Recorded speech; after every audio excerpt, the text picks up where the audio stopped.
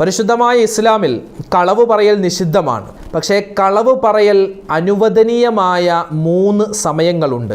അതോടൊപ്പം തന്നെ കളവ് പറയൽ നിർബന്ധമായ 2 സാഹചര്യവുമുണ്ട്. ഏതൊക്കെയാണ് അതൊന്ന് വിശദമായി നമുക്ക് കേൾക്കാം. യുഹദ്ദിസു റജുലു ഇംറഅതഹു ലിയുർദിയഹ, ഭാര്യയെ തൃപ്തിപ്പെടുത്താൻ ചില സമയങ്ങളിൽ ഭർത്താവിന് കളവ് പറയൽ ജായിസാണ് എന്ന് നമുക്ക് 3-മതായി കാണാം.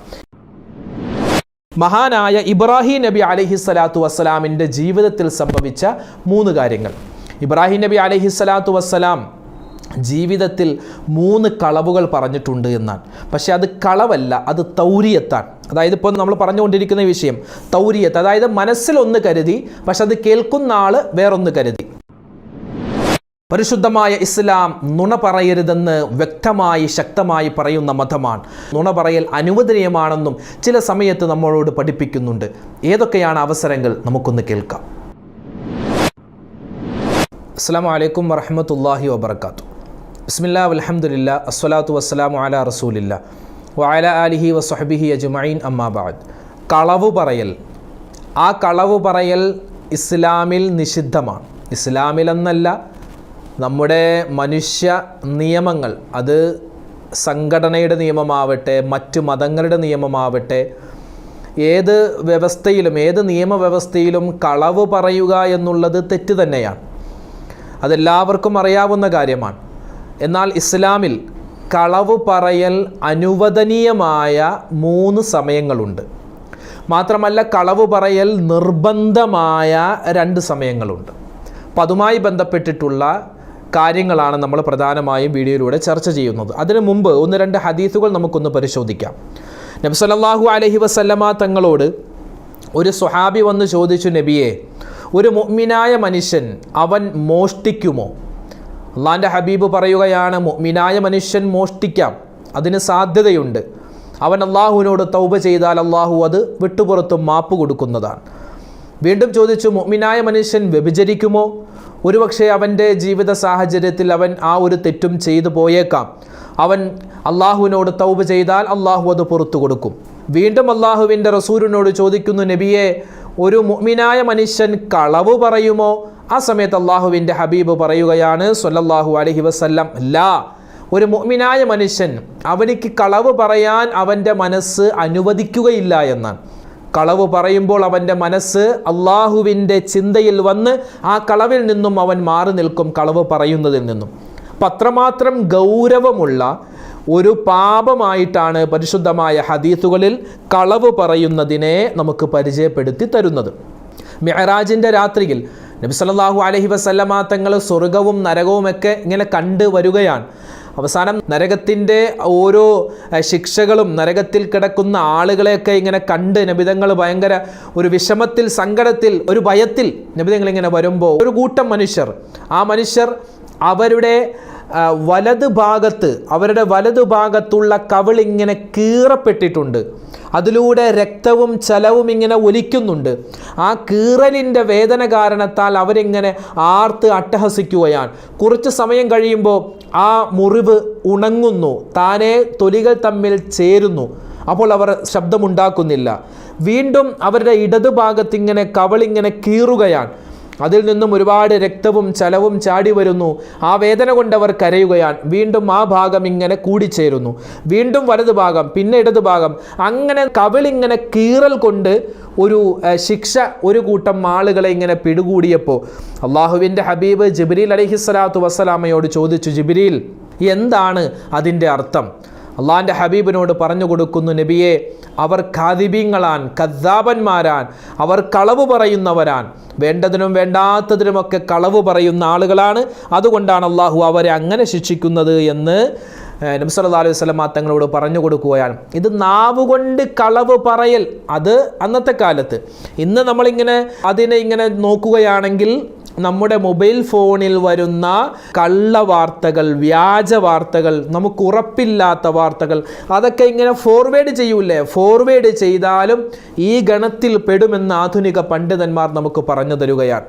ഒരു വാർത്ത കിട്ടുമ്പോൾ അത് സത്യമാണോ അസത്യമാണോ, അതിൻ്റെ നിജസ്ഥിതി എന്താണെന്നറിയാതെ അത് അന്വേഷിക്കാതെ മറ്റുള്ള ഗ്രൂപ്പിലേക്കൊക്കെ ഇങ്ങനെ കിട്ടുന്ന മെസ്സേജ് എല്ലാം മറ്റുള്ള ഗ്രൂപ്പിലേക്ക് ഇങ്ങനെ ഫോർവേഡ് ചെയ്ത് കൊടുക്കുന്നു.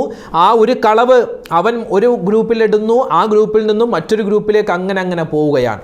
അപ്പോൾ അതുകൊണ്ട് കള്ളവാർത്തകൾ, വ്യാജ വാർത്തകൾ പ്രചരിപ്പിക്കാനും പാടില്ല, വ്യാജ വാർത്ത നിർമ്മിക്കാനും പാടില്ല, വ്യാജമായ കള്ളവാർത്തകൾ പറയാനും പാടില്ല. ഇനി നമുക്ക് ഹദീസിലേക്ക് കടന്നു വരാം. നബി സല്ലല്ലാഹു അലൈഹി വസല്ലമ തങ്ങൾ പറയുന്ന ഹദീസ് ബുഖാരിയിലും അതുപോലെ മുസ്ലിമിലും മിക്ക ഹദീസിൻ്റെ ഗ്രന്ഥങ്ങളിലും ഈ ഒരു വാക്യം നമുക്ക് കാണാവുന്നതാണ്. പല റിവായത്തിൽ വന്നിട്ടുണ്ട്. നമ്മൾ ഇന്നിവിടെ പറയുന്നത് മഹാനായ ഇമാം മുസ്ലിം തങ്ങൾ അവിടുത്തെ കിതാബിൽ കൊണ്ടുവന്ന ഹദീസാണ്. മഹദിയായ ഉമ്മു സലമ ബീവി റളിയല്ലാഹു തആല അൻഹയിൽ നിന്നും റിവായത്ത് ചെയ്യപ്പെട്ടിട്ടുള്ള ഹദീസാണ്. അതിലിങ്ങനെ അവർ പറയുന്നു, വലം അസ്മഉഹു യുറഖസു ഫീ ഷൈഇൻ മിമ്മാ യഖൂലുഹു നാസു ഇല്ലാ ഫീ സലാസ്. അതായത് ഒരു മനുഷ്യൻ അവൻ്റെ ജീവിതത്തിൽ കളവ് പറയാൻ പാടില്ല, എന്നാൽ മൂന്ന് അവസരത്തിൽ അവൻ്റെ ജീവിതത്തിൽ അവനക്ക് കളവ് പറയൽ അനുവദനീയമാണ്. ഒന്നാമത്തെ അനുവദനീയമായ രൂപം ഹർബിലാണ്. ഹർബ് എന്ന് പറഞ്ഞാൽ യുദ്ധത്തിൻ്റെ അവസരത്തിൽ യുദ്ധതന്ത്രമായിട്ട്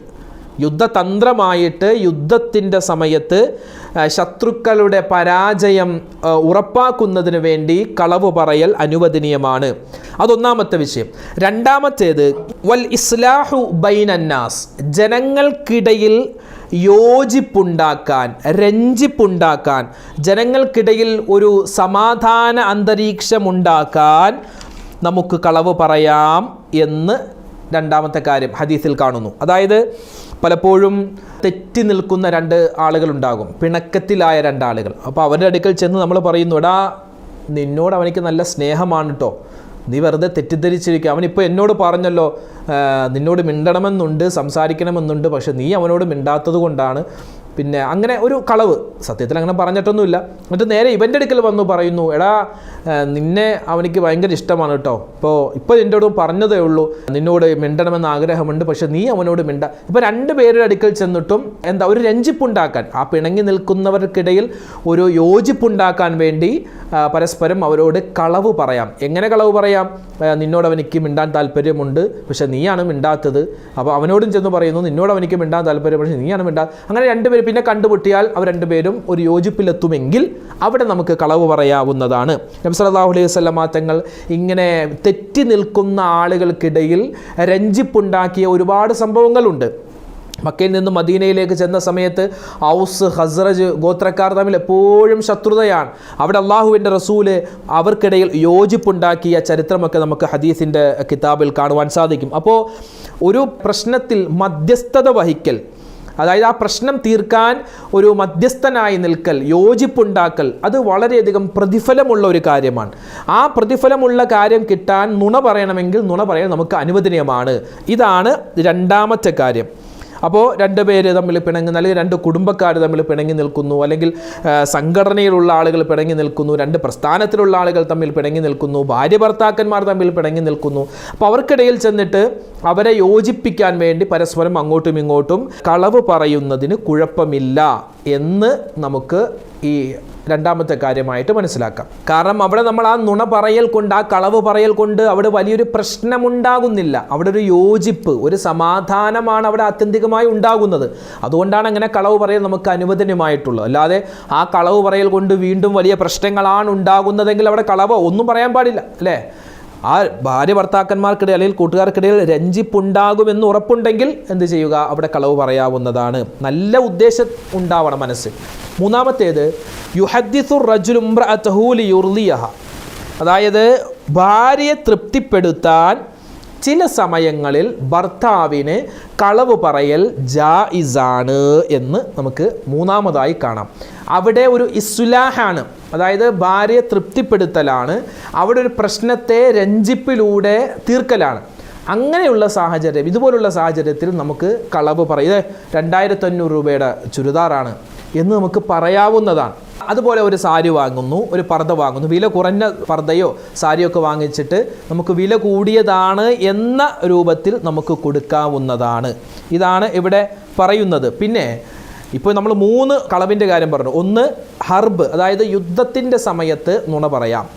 രണ്ടാമത്തേത് ജനങ്ങൾക്കിടയിൽ രണ്ട് പിണങ്ങി നിൽക്കുന്ന ആളുകൾക്കിടയിൽ രഞ്ജിപ്പുണ്ടാക്കാൻ, യോജിപ്പുണ്ടാക്കാൻ കളവ് പറയാം. ഭാര്യയോട് കളവ് പറയാം. എന്ത്? അവർക്കിടയിൽ ഒരു പ്രശ്നം ഉണ്ടാവാതിരിക്കാൻ. കാരണം ഈ പാവപ്പെട്ടവൻ്റെ കയ്യിൽ 2500 രൂപയൊന്നും ഇല്ല ചുരിദാർ വാങ്ങാൻ. ആകെ ഉള്ളത് 300 രൂപ. അതിൽ നിന്ന് 250 രൂപ കൊടുത്തൊരു ചുരിദാർ വാങ്ങിച്ചൊരു 0 കൂടി ഇട്ട് കൊടുത്ത് 2500 ആണെന്ന് പറഞ്ഞു. അത് അനുവദനീയമായ കളവാണ്. അപ്പോൾ ഈ 3 സമയത്തും കളവ് പറയൽ അനുവദനീയമാണ്. പക്ഷേ അവിടെ നമുക്ക് ചില മഹാന്മാർ അതിൻ്റെ കൂടെ ചേർത്ത് വെക്കുന്നു. ഇവിടെ നമുക്ക് എന്തുണ്ടാവണം? തൗരിയത്ത് ഉണ്ടാവണം. തൗരിയത്ത് ഉണ്ടാവണം. എന്താണ് ഈ തൗരിയത്ത്? തൗരിയത്ത് എന്ന് പറഞ്ഞാൽ ഭാഷയിൽ കളവുണ്ട്, ആശയത്തിൽ കളവില്ല. പറയുന്ന ആളുടെ മനസ്സിൽ ഒരു കാര്യം ഉദ്ദേശിക്കുന്നു, അത് കേൾക്കുന്നവൻ വേറെ ഒന്ന് ഉദ്ദേശിക്കുന്നു. ഇതാണ് തൗരിയത്ത് എന്ന് പറഞ്ഞാൽ. ഉദാഹരണം പറഞ്ഞാൽ, നമ്മൾ പറയുന്ന കാര്യത്തിൻ്റെ ഉദ്ദേശം ഒന്ന്, അത് കേൾക്കുന്ന ആളുടെ മനസ്സിൽ വരുന്നത് മറ്റൊന്ന്. ഇതാണ് തൗരിയത്ത് എന്ന് പറഞ്ഞാൽ. ഈ തൗരിയത്തിന് ഏറ്റവും വലിയൊരു ഉദാഹരണമാണ് മഹാനായ ഇബ്രാഹിം നബി അലൈഹിസ്സലാത്തു വസ്സലാമിൻ്റെ ജീവിതത്തിൽ സംഭവിച്ച 3 കാര്യങ്ങൾ. ഇബ്രാഹിം നബി അലൈഹിസ്സലാത്തു വസ്സലാം ജീവിതത്തിൽ 3 കളവുകൾ പറഞ്ഞിട്ടുണ്ട് എന്നാണ്. പക്ഷേ അത് കളവല്ല, അത് തൗരിയത്താണ്. അതായത് ഇപ്പോൾ നമ്മൾ പറഞ്ഞുകൊണ്ടിരിക്കുന്ന വിഷയം തൗരിയത്ത്, അതായത് മനസ്സിലൊന്ന് കരുതി പക്ഷെ അത് കേൾക്കുന്ന ആൾ വേറൊന്ന് കരുതി. ഉദാഹരണം പറഞ്ഞാൽ, ഇബ്രാഹിം നബി അലൈഹിസ്സലാത്തു വസ്സലാം ചെറുപ്പകാലമായിരുന്നപ്പോൾ ഇബ്രാഹിം നബിയോട് കൂടെയുള്ള കുടുംബക്കാർ ചോദിക്കുകയാണ്. അന്ന് വലിയൊരു ഉത്സവം നടക്കുകയാണ് ആ ഒരു നാട്ടിൽ. വലിയ ഷിർക്കിൻ്റെ ഒരു ഉത്സവം, വിഗ്രഹങ്ങളെയൊക്കെ പൂജിക്കുന്ന ഷിർക്കിൻ്റെ ഒരു ഉത്സവം നടക്കുകയാണ്. ഇബ്രാഹിം നബി അലൈഹി സ്വലാത്തു വസ്സലാമിന് മനസ്സിൽ ഭയങ്കര ദേഷ്യമാണ് ഈ വിഗ്രഹങ്ങളോട്. കാരണം അള്ളാഹുവിനെയാണ് ആരാധിക്കേണ്ടത്, ഈ വിഗ്രഹങ്ങളെയല്ല ആരാധിക്കേണ്ടത് എന്ന് മഹാനവറുകൾക്കറിയാം. പക്ഷേ മഹാനവറുകൾ പറഞ്ഞിട്ട് ആരും കേൾക്കുന്നില്ല. അപ്പോൾ ഒരു കൂട്ടം ആളുകൾ വന്ന് ചോദിച്ചു എന്നാണ്, എന്താ ഇബ്രാഹിം, നീ മാത്രം നമ്മുടെ ഉത്സവത്തിന് വരാത്തത്? ഞങ്ങളെല്ലാവരും പോവുകയാണ്, നീ എന്തേ വരാത്തത്? ആ സമയത്ത് ഇബ്രാഹിം നബി അലൈഹി സ്വലാത്തു വസ്സലാം പറഞ്ഞു, ഞാൻ രോഗിയാണ്. സത്യത്തിൽ മഹാനായ ഇബ്രാഹിം നബി അലൈഹി സ്വലാം അവിടെ രോഗിയാണ് എന്ന് പറഞ്ഞത് എൻ്റെ ഹൃദയത്തിന് രോഗമുണ്ട്, അതായത് ഈ കാണുന്ന ഈ ഷിർക്കും ഈ കുഫറും ഒക്കെ കണ്ട് എൻ്റെ ഹൃദയത്തിന് വേദന സംഭവിച്ചു, എനിക്ക് ഹൃദയത്തിന് ഭയങ്കര ദുഃഖമുണ്ട്, അങ്ങനെ രോഗമുണ്ട് എന്നാണ് ഇബ്രാഹിം നബി ഉദ്ദേശിച്ചത്. പക്ഷെ കേട്ട ആൾ മനസ്സിലാക്കിയത് ഇബ്രാഹിമിൻ്റെ ശരീരത്തിൽ എന്തോ കുഴപ്പമുണ്ട്, അതുകൊണ്ട് നമുക്ക് വിളിക്കണ്ട, അതൊരു കളവാണ്. പക്ഷെ മഹാനവറുകൾ പറഞ്ഞത് കളവല്ല, ഭാഷാപരമായി കളവുണ്ട് എങ്കിലും ആശയത്തിൽ കളവില്ല.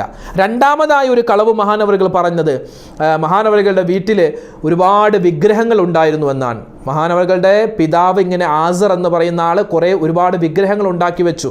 ഇബ്രാഹിം നബി അലൈഹി സ്വലാം ഒരു കോടാലി എടുത്ത് എല്ലാ വിഗ്രഹങ്ങളെയും തച്ചുടച്ചു കളഞ്ഞു, എല്ലാ വിഗ്രഹങ്ങളും ഉടച്ചുടച്ചു കളഞ്ഞു. അവസാനം ആ കോടാലി വലിയൊരു വിഗ്രഹത്തിൻ്റെ കഴുത്തിൽ ഇങ്ങനെ തൂക്കിയിട്ടുണ്ണാൻ. അപ്പോൾ ആളുകൾ ഇങ്ങനെ ഓടി വന്നു നോക്കുമ്പോൾ വിഗ്രഹങ്ങളെല്ലാം നിലത്ത് കിടക്കുന്നു, എല്ലാം പൊട്ടിക്കിടക്കുന്നു, എല്ലാം നശിച്ചു കിടക്കുന്നു. അപ്പോൾ ഇബ്രാഹിം നബി അലൈഹി സ്വലാത്തു വസ്സലാം അവിടെയുണ്ട്. ഇബ്രാഹിം നബിയോട് ചോദിച്ചു, ആരാണ് ഇബ്രാഹിം ഈ കാണുന്ന ഞങ്ങളുടെ ദൈവങ്ങളെയൊക്കെ ഉടച്ചു കളഞ്ഞതാരാണ്, ഈ വിഗ്രഹങ്ങളെ തച്ചുടച്ചതാരാണ്? അപ്പോൾ ഇബ്രാഹിം നബി അലൈഹി സ്വലാത്തു വസ്സലാം പറഞ്ഞു, ഇവിടെയുള്ള വലിയ ആളാണ്. അപ്പോൾ ജനങ്ങളൊക്കെ ഇങ്ങനെ നോക്കുമ്പോൾ വലിയ വിഗ്രഹത്തിൻ്റെ കഴുത്തിൽ കോടാലി ഇങ്ങനെ കിടക്കുകയാണ്. അപ്പോൾ വലിയ ആളാണ് എന്ന് പറഞ്ഞപ്പോൾ ഇബ്രാഹിം നബി അലൈഹി സ്വലാത്തു വസ്സലാം ഉദ്ദേശിച്ചത് വലിയ ആളെന്ന് പറഞ്ഞാൽ ഞാനാണ്. കാരണം ഈ വിഗ്രഹങ്ങളെക്കാളൊക്കെ എനിക്കാണ് മഹത്വം, അതുകൊണ്ട് ഞാനാണ് വലിയ ആൾ. മഹാനവറുകൾ ഉദ്ദേശിച്ചത് ഞാനാകുന്ന വലിയവനാണ് ഈ വിഗ്രഹങ്ങളെയൊക്കെ തച്ചുടച്ച് കളഞ്ഞത്. പക്ഷെ ജനങ്ങൾ വിചാരിച്ചു എന്ത്, വിഗ്രഹങ്ങളിൽ വലിയ വിഗ്രഹമാണ് ഈ ചെറിയ വിഗ്രഹങ്ങളെ തച്ചുടച്ച് കളഞ്ഞത്. അപ്പോൾ അതൊരു കളവാണ്. പക്ഷെ മഹാനവറുകൾ പറഞ്ഞത് ഭാഷാപരമായി അതിൽ കളവുണ്ട് എങ്കിലും ആശയത്തിൽ കളവില്ല. ഇനി മഹാനവറുകൾ ജീവിതത്തിൽ പറഞ്ഞ മൂന്നാമത്തെ കളവ്, മഹാനവറുകൾ തൻ്റെ ഭാര്യയാകുന്ന സാറാ ബീവിയുമായിട്ട് ഇങ്ങനെ പോവുകയാണ്. ഒരു യാത്ര പോകുമ്പോൾ ഒരു രാജാവും കുറച്ച് കിങ്കരന്മാരും 2 പേരെയും പിടിച്ച് കൊട്ടാരത്തിലേക്ക് കൊണ്ടുപോയി. ആ രാജാവിൻ്റെ നാട്ടിലൊരു പ്രത്യേകതയുണ്ട്. അതായത് ഭാര്യയും ഭർത്താവും ഇങ്ങനെ ഒന്നിച്ച് യാത്ര ചെയ്യുകയാണ് എങ്കിൽ ഭാര്യയെ പിടിച്ചു വെക്കും, ഭർത്താവിനെ വിട്ടയക്കും. ഭാര്യയെ പിടിച്ചു വെക്കും, എന്നിട്ട് ആ ഭാര്യയുമായിട്ട് വിവാഹം കഴിക്കലാണ് ഈ നാട്ടിലെ രാജാവിൻ്റെ ജോലി. അയാൾ ഏത് യാത്രക്കാർ പോയാലും അതിൽ സ്ത്രീകളുണ്ടെങ്കിൽ പിടിച്ചു വെക്കും, ഭർത്താവിനെ വിട്ടയക്കും. പക്ഷേ സഹോദരന്മാരാണ് എങ്കിൽ ഒരിക്കലും ആ പെണ്ണിനെ പിടിക്കില്ല. ആ സഹോദരൻ്റെ മുന്നിൽ വെച്ച് സഹോദരിയെ ഈ രാജാവ് പിടിച്ചു വെക്കുകയില്ല. അങ്ങനെ ഒരു നിയമമുള്ള ഒരു രാജ്യമുണ്ടായിരുന്നു. അപ്പോൾ ആ രാജ്യത്തിലൂടെ ഇബ്രാഹിം നബി അലൈഹി സ്വലാത്തു വസ്സലാമും ഭാര്യയാകുന്ന സാറാ ബീവിയും ഇങ്ങനെ നടന്നു പോകുന്നു. അപ്പോൾ രാജാവിൻ്റെ കിങ്കരന്മാർ രണ്ടുപേരെയും പിടിച്ച് രാജാവിൻ്റെ മുന്നിൽ കൊണ്ടുപോയി. അപ്പോൾ ഇബ്രാഹിം നബിയോട് ചോദിച്ചു, ഇതാരാണ്? അപ്പോൾ ഇബ്രാഹിം നബി പറഞ്ഞു, ഇതെൻ്റെ സഹോദരിയാണ്. സത്യത്തിൽ അത് ഭാര്യയാണ്. ഇബ്രാഹിം നബി പറഞ്ഞു, ഇതെൻ്റെ സഹോദരിയാണ്. സഹോദരിയാണോ? എങ്കിൽ പൊയ്ക്കോളൂ എന്ന് രാജാവ് പറഞ്ഞു എന്നാണ്. അപ്പോൾ സാറാ ബീവി ചോദിച്ചു, അല്ല, ഞാൻ നിങ്ങളുടെ ഭാര്യയല്ലേ, പിന്നെ എന്തിനാ സഹോദരിയാണെന്ന് പറഞ്ഞത്? ആ സമയത്ത് ഇബ്രാഹിം നബി അലൈഹി സ്വലാത്തു വസ്സലാം പറഞ്ഞു, നമ്മൾ രണ്ടുപേരും മുസ്ലിമീങ്ങളാണ്. മുസ്ലിമീങ്ങൾ പരസ്പരം സഹോദരന്മാരാണ്. അതുകൊണ്ട് ആ ഒരു രൂപത്തിൽ നോക്കുമ്പോൾ എൻ്റെ സഹോദരിയാണ് നിങ്ങൾ, എൻ്റെ സഹോദരിയാണ് നീ, ഞാൻ അതാണ് ഉദ്ദേശിച്ചത്. പക്ഷെ രാജാവ് മനസ്സിലാക്കിയത് നമ്മൾ ശാരീരികമായി സഹോദരന്മാരാണ് എന്നാണ് മനസ്സിലാക്കിയത്. അപ്പോൾ ഈ 3 കളവും സംഭവം കളവാണ്, പക്ഷെ അതെന്താണ്? തൗരിയത്തെന്ന് പറഞ്ഞാൽ കളവായി തോന്നിപ്പിക്കുന്ന വർത്തമാനം. അപ്പോൾ നമ്മൾ ഈ ഭാര്യയോട് നുണ പറയുമ്പോഴും അതുപോലെ രണ്ടുപേർക്കിടയിൽ രഞ്ജിപ്പുണ്ടാക്കാൻ വേണ്ടി കളവ് പറയുമ്പോഴും യുദ്ധക്കളത്തിൽ കളവ് പറയുമ്പോഴും ഈ ഒരു നീയത്ത് മനസ്സിലുണ്ടാവണം. എന്ത്? തൗരിയത്താണ് ഞാൻ പറയുന്നത് എന്ന ഒരു നീയത്ത് മനസ്സിലുണ്ടാവണമെന്ന് മഹാന്മാർ പറയുകയാണ്. ഇതാണ് കളവ് പറയൽ അനുവദനീയമായ കാര്യം. ഇനി കളവ് പറയൽ നിർബന്ധമായ 2 സാഹചര്യമുണ്ട്. അതിലൊന്നാമത്തെ സാഹചര്യം ഉലമാക്കൾ വിശദീകരിച്ചു തരുന്നു. ഒരു മനുഷ്യൻ നമ്മുടെ കയ്യിൽ കുറച്ച് പൈസ നൽകി, എന്നിട്ട് പറഞ്ഞു, ഇനി ഇത് സൂക്ഷിച്ചു വെക്ക്, ഞാൻ വരുമ്പോൾ തന്നാൽ മതി. അപ്പോൾ ഒരാൾ നമ്മുടെ കയ്യിലേക്ക് പൈസ തരുന്നത് ആര് കണ്ടു? ഒരു കൊള്ളക്കാരൻ, ഒരു കവർച്ചക്കാരൻ കണ്ടു. അപ്പോൾ ഇയാൾ പോയതിന് ശേഷം കുറച്ച് സമയം കഴിഞ്ഞ് ആ കവർച്ചക്കാരൻ വന്ന് ചോദിക്കുന്നു, ഡാ ആ പൈസ ഇങ്ങോട്ടെടുക്ക്, അയാൾ നിന്റെ കയ്യിൽ സൂക്ഷിക്കാൻ ഏൽപ്പിച്ച പൈസ ഇങ്ങോട്ട് താ എന്ന് ഒരു കൊള്ളക്കാരൻ വന്ന് ചോദിക്കുമ്പോൾ അവിടെ നമുക്ക് കളവ് പറയൽ നിർബന്ധമാണ്. കാരണം അത് നമ്മുടെ സ്വത്തല്ല, നമ്മെ ഏൽപ്പിക്കപ്പെട്ടവൻ്റെ സ്വത്താണ്. അപ്പോൾ എന്ത് പറയണം? അത് അപ്പോൾ തന്നെ അവൻ വാങ്ങിച്ചു കൊണ്ടുപോയി, അവനിക്ക് എന്തോ ആവശ്യമുണ്ടായിട്ട് അവൻ അപ്പോൾ തന്നെ അത് വാങ്ങിച്ചു കൊണ്ടുപോയി, എൻ്റെ കയ്യിലില്ല എന്ന് കളവ് പറയൽ നിർബന്ധമാണ്. വേണമെങ്കിൽ അവിടെ സത്യവും ചെയ്യണം, അള്ളാനെ തന്നെയാണ് സത്യം, അവൻ എൻ്റെ നിന്ന് വാങ്ങിച്ചുകൊണ്ട് പോയി എന്നവിടെ നുണ പറയൽ നമുക്ക് നിർബന്ധമാണ്. കാരണം അത് നമ്മുടെ സ്വത്തല്ല, സ്വത്ത് അപഹരിക്കാൻ വന്നത് ഒരു കൊള്ളക്കാരനാണ്, കള്ളനാണ്. അതുകൊണ്ട് അവിടെ നമുക്ക് നുണ പറയാൻ പറ്റും. രണ്ടാമത്തെ സാഹചര്യം, കളവ് പറയൽ നിർബന്ധമായ രണ്ടാമത്തെ കാര്യം, ഒരാൾ മറ്റൊരാളെ കൊല്ലുന്നതിന് വേണ്ടി പിന്തുടരുകയാണ്. അപ്പോൾ അയാൾ നമ്മുടെ അടുത്ത് ഓടി നമ്മുടെ വീട്ടിലേക്കോ നമ്മുടെ സ്ഥാപനത്തിലേക്കോ ഒക്കെ ഓടിക്കയറുന്നു. അപ്പോൾ ആ അക്രമിയായ മനുഷ്യൻ നമ്മളോട് വന്ന് ചോദിക്കുന്നു, ഇങ്ങോട്ടൊരാൾ കയറി വന്നു. അപ്പോൾ നമ്മൾ പറയുന്നു, അയാളുടെ ജീവൻ രക്ഷിക്കാൻ ആ സമയത്ത് നമ്മൾ എന്ത് പറയണം? നുണ പറയണം, കളവ് പറയണം. ഇവിടെ ആരും വന്നില്ല. കാരണം വന്നു എന്ന് പറഞ്ഞാൽ ഇയാൾ കയറി അയാളെ ആക്രമിക്കും, അയാളെ കൊലപ്പെടുത്തും. അപ്പോൾ അതുകൊണ്ട് ആ സമയത്ത് നമ്മൾ എന്ത് പറയണം? കളവ് പറയണം. ഇവിടെ ആരും വന്നിട്ടില്ല, ഇങ്ങോട്ട് ആരും കയറി വന്നിട്ടില്ല, ഞാൻ ആരെയും കണ്ടിട്ടില്ല എന്ന് കളവ് പറയൽ ആ സമയത്ത് നിർബന്ധമാണ്. കാരണം അവിടെ ഒരു ഇസ്ലാഹ്, നന്മയാണ് നമ്മൾ ഉദ്ദേശിച്ചിട്ടുള്ളത്. അതായത് ആ മർദ്ദകൻ്റെ അടുക്കൽ നുണ പറയണം, ഇവിടെ ഇങ്ങോട്ട് ആരും കടന്നു വന്നിട്ടില്ല എന്ന ആ ഒരു നുണ അവിടെ പറയൽ നിർബന്ധമാണ്. ഇതുമായി ബന്ധപ്പെട്ട് ഇതുമായി ഖിയാസ് ചെയ്തുകൊണ്ട് നമുക്ക് ഈ കാലത്ത് പറയാൻ പറ്റിയ മറ്റൊരു പ്രധാനപ്പെട്ട ഒരു വിഷയമുണ്ട്. അതായത് ഇപ്പോൾ വാപ്പ മരണപ്പെട്ടു, ഒരു പെണ്ണിൻ്റെ ഒരു സഹോദരിയുടെ വാപ്പ മരണപ്പെട്ടു.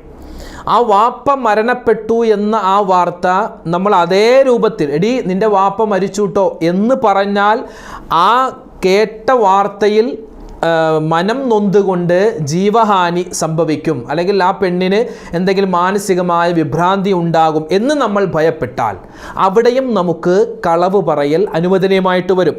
എങ്ങനെ? എടി നിൻ്റെ വാപ്പക്ക് ഒരു ബുദ്ധിമുട്ടുണ്ടായി, അല്ലെങ്കിൽ ഒരു പ്രയാസമുണ്ടായി, അല്ലെങ്കിൽ വാപ്പാക്ക് സുഖമില്ല, വാപ്പയൊന്ന് പോയി ജസ്റ്റ് ഒന്ന് കണ്ടാലോ, അങ്ങനെ ഭയപ്പെടുത്താത്ത നിലയിൽ അവളോട് സംസാരിക്കണം. നേരിട്ട് നിൻ്റെ വാപ്പ മരിച്ചു കേട്ടോ എന്ന് പറഞ്ഞാൽ ഉടൻ തന്നെ ആ പെണ്ണിന് എന്തെങ്കിലും, കാരണം ലോലമായ ഹൃദയമുള്ളവരാണ് സ്ത്രീകൾ പൊതുവെ മൊത്തത്തിൽ, പ്രത്യേകിച്ച് മരണവാർത്തയൊക്കെ അറിയുമ്പോൾ പുരുഷന്മാരെക്കാൾ കൂടുതൽ മാനസികമായ നിലതെറ്റലും അതുപോലെ ജീവഹാനി എന്തെങ്കിലുമൊക്കെ സംഭവിക്കലൊക്കെ ഭൂരിഭാഗം സ്ത്രീകൾക്കാണ്. അപ്പോൾ അതുകൊണ്ട് അവരോട് ഈ മരണവാർത്തയൊക്കെ ഇപ്പോൾ ഭർത്താവ് ഭരിച്ചു, ഗൾഫിൽ വെച്ച് മരണപ്പെട്ടു, അല്ലെങ്കിൽ അപകടത്തിൽ മരിച്ചു. അള്ളാഹു താല അതിനെ തൊട്ടെല്ലാം നമ്മളെ കാക്കുമാറാവട്ടെ. പെട്ടെന്നുള്ള മരണങ്ങൾ, അപകട മരണങ്ങളെ തൊട്ട് അള്ളാഹു നമുക്ക് എല്ലാവർക്കും സലാമത്ത് നൽകുമാറാവട്ടെ.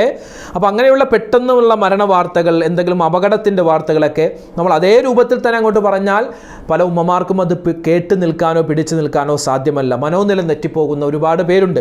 അപ്പോൾ അതുകൊണ്ട് അവരോട് ആ സമയത്ത് ഒരു കളവിൻ്റെ രൂപത്തിലുള്ള വർത്തമാനമായിരിക്കണം പറയേണ്ടത്. എങ്ങനെ, നിങ്ങളുടെ മകൻ ചെറുതായിട്ടൊന്ന് വീണിട്ടുണ്ട് ബൈക്കിൽ നിന്ന്, അപ്പോൾ ഹോസ്പിറ്റലിലാണ്, അപ്പോൾ അങ്ങോട്ട് ചെല്ലാം. അല്ലെങ്കിൽ ഭർത്താവിന് ചെറിയൊരു വയറുവേദന പോലെ അല്ലെങ്കിൽ നെഞ്ചുവേദന പോലെ വന്നു. അപ്പോൾ അങ്ങനെ പെട്ടെന്ന് ബുദ്ധിമുട്ട് ഉണ്ടാവാത്ത തരത്തിൽ, കേൾക്കുമ്പോൾ ഒരു പ്രയാസം ഉണ്ടാവാത്ത തരത്തിൽ നമ്മൾ അവരോട് നുണ പറയൽ നമുക്ക് ജായിസാണ്, അനുവദനീയമാണ്. ചില ആളുകൾ ഇത് കേൾക്കുമ്പോൾ ചോദിക്കും, മരണവുമായി ബന്ധപ്പെട്ട മരണത്തിൻ്റെ വാർത്തകൾ, അപകടത്തിൻ്റെ വാർത്തകൾ അത് കളവായിട്ട് നമുക്ക് മറ്റുള്ളവരോട് പറയാം, അത് ഖുർആനിലുണ്ടോ ഹദീസിലുണ്ടോ എന്ന് ചോദിച്ച് ചില ആളുകൾ വന്നേക്കാം. അപ്പോൾ അവരോട് പറയാനുള്ളത്, ഇത് ഖുർആനിലും ഹദീസിലൊന്നുമില്ല, പക്ഷെ നമുക്ക് ഖിയാസ് ആക്കാം. എന്താണ് ഖിയാസ്? താരതമ്യം. ഉദാഹരണം പറഞ്ഞാൽ, കള്ള് കുടിക്കരുത്, ഇത് പരിശുദ്ധമായ ഹദീസിലുണ്ട്, പരിശുദ്ധമായ ഖുർആനിലുണ്ട്. കള്ള് കുടിക്കാൻ പാടില്ല. എന്താ അതിൻ്റെ മൂല കാരണം? അത് ലഹരിയാണ്. എന്നാൽ മയക്കുമരുന്ന് ഉപയോഗിക്കാൻ പാടില്ല എന്ന് ഖുർആനിലുമില്ല, ഹദീസിലുമില്ല. നമ്മളൊക്കെ പരിശോധിച്ച് നോക്കിയാൽ ഉണ്ടാവില്ല. പക്ഷേ മയക്കുമരുന്ന് ഉപയോഗിക്കലും എന്താണ്? ഹറാമാണ്. അതിൻ്റെ മൂലകാരണമോ? അതും ലഹരിയാണ്. അപ്പോൾ കള്ള് എന്തുകൊണ്ടാണോ ഹറാമാക്കപ്പെട്ടത് അതിനൊരു കാരണമുണ്ട്, എന്ത്? ലഹരി. അപ്പോൾ ലഹരി അതിന് കാരണമായതുകൊണ്ട് അതിൻ്റെ ഇരട്ടി ലഹരിയുള്ള കഞ്ചാവ് പോലെ, മയക്കുമരുന്ന് പോലെയുള്ള വസ്തുക്കൾ ഉപയോഗിക്കാൻ പാടില്ല എന്ന് നമുക്ക് അതിൽ നിന്ന് മനസ്സിലാകും. എന്നതുപോലെ ഒരു മർദ്ദകൻ മർദ്ദിതനെ കൊല്ലാൻ വരുന്ന സമയത്ത് കളവ് പറയൽ നമുക്കവിടെ നിർബന്ധമായതുപോലെ ഇതുപോലെയുള്ള മരണ വാർത്തകൾ, അപകടത്തിൻ്റെ വാർത്തകൾ നമ്മൾ അത് പ്രത്യേകിച്ച് സ്ത്രീകളോട്, ചിലപ്പോൾ ഉമ്മയാവാം അല്ലെങ്കിൽ ഭാര്യയാവാം, മോളാവാം, അവരോടൊക്കെ പറയുമ്പോൾ ഇവിടെ നമ്മൾ സത്യം നേരിട്ട് അങ്ങോട്ട്, നിൻ്റെ വാപ്പ മരണപ്പെട്ടു അല്ലെങ്കിൽ നിൻ്റെ ഭർത്താവ് മരിച്ചു അല്ലെങ്കിൽ നിങ്ങളുടെ കുട്ടി മരിച്ചു എന്ന് നേരിട്ട് അങ്ങോട്ട് ആ സത്യാവസ്ഥ നമ്മൾ പറഞ്ഞാൽ ഒരുപക്ഷെ അവിടെ ജീവഹാനി മറ്റൊന്നും കൂടി സംഭവിച്ചേക്കാം. അപ്പോൾ അതുകൊണ്ട് നമ്മൾ അവിടെ ജീവഹാനി സംഭവിക്കാതിരിക്കാൻ കളവ് പറയൽ നിർബന്ധമായതുപോലെ ഇവിടെയും നമുക്ക് ജായിസാണെന്ത്? നുണ പറയൽ. ആ കാരണം ഒരു ജീവഹാനി, ഒരു മനോനില തെറ്റലും ഒരു പ്രയാസം ആ സമയത്ത് പറയപ്പെടുന്ന ആൾക്ക് ഉണ്ടാവാതിരിക്കാൻ കളവ് പറയൽ നമുക്ക് അനുവദനീയമാണ്.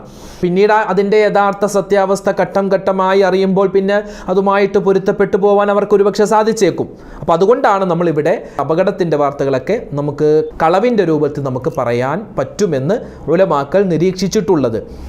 കളവ് പറയൽ ഇപ്പോൾ അനുവദനീയമാണല്ലോ, അപ്പോൾ അതുകൊണ്ട് ഇങ്ങനെ കളവ് പറഞ്ഞുകൊണ്ട് അങ്ങനെയല്ല. അനിവാര്യമാകുന്ന സമയത്ത്, യോജിച്ചു വരുന്ന സമയത്ത് ഇങ്ങനെ പറയൽ നമുക്ക് അനുവദനീയമാണ്, തെറ്റില്ല.